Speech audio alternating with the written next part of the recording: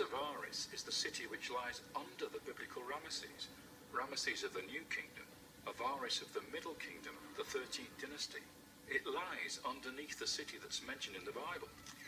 So when Betak digs up a huge population of Semitic-speaking peoples with Semitic culture, living in the city of Avaris for several hundred years, and then, at the end of the period, these Semites all leave, depart with their belongings and abandon the city, whatever Manfred says, that to me sounds awfully like the Israelites. Well, what he told me was that there was no connection. Well, look at the evidence that you've got here. Right at the beginning, at the heart of this community, at the end of the 12th dynasty, we see a Syrian house appear.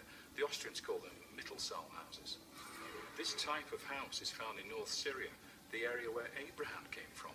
It's exactly the same style of house you'd expect Jacob to build for himself in Egypt. And we know that the Israelites sought their brides from Haran in that region. They all went back to get their brides from there. So the culture that turns up in Egypt at the end of the 12th dynasty seems to have come from North Syria originally. So what is the connection with Joseph out of Ars? Well, after this house of Jacob, if we can call it that, is built, eventually it's flattened, and on top of it, an Egyptian palace is constructed, Egyptian architecture this time. However, the occupant was not Egyptian. The palace had courtyards, colonnades, audience chambers. There was even a robing room. It obviously belonged to some high official of state who was very, very important to that state. Because when somebody gets a palace like this given to them, it means they're being honoured for what they've done for the state.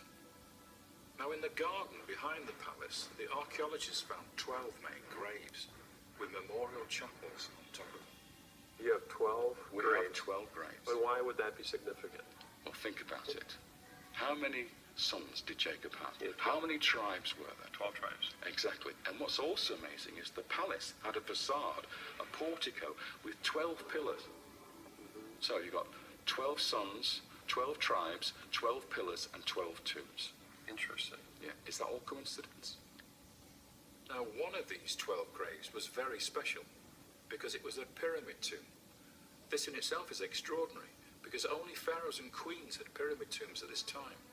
Yet the person buried in this tomb was not a king. Even so, he was honored with a king's burial. And inside the chapel of the tomb was a statue. What we know from the statue is that this man had red hair. He had pale yellow skin, which is how Egyptians depict northerners. He had a throw stick across his shoulder, a unique symbol of office made for this Asiatic official living in the land of Goshen. And on the back of his shoulder, we see the faintest remains of paint, coloured stripes from a multicolored coat. And that matches exactly with the story of Joseph in the Bible. The multicolored coat as a gift, which shows that he was the favourite of the father. And it almost becomes his insignia, this coat. It's the thing we remember about him most of all. Do you know of any other statues of a Semite of this kind in Egypt? There is nothing else like this in the whole of Egyptian history. Really? Nothing at all. David Rowe is not the only one to see a connection with Joseph at Avaris. Mahoney went to see Professor Charles Ayling, an Egyptologist who has also investigated the events of the Exodus and its connection to Egypt. Would it be unusual for a tomb to have a statue? No, it's unusual to have one this large. This would be probably twice the size of a normal human being. What does that tell you when the statue's larger?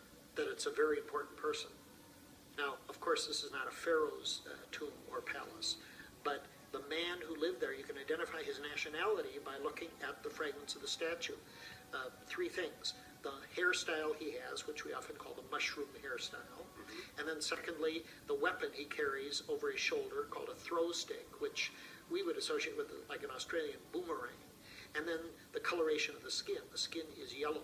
All those things indicate that this would have been a Syro-Palestinian. Dr. Ayling, do you think this is Joseph? Either it is Joseph or it's somebody that has a career remarkably the same as Joseph did. It's just an incredible thing to find this at this time period.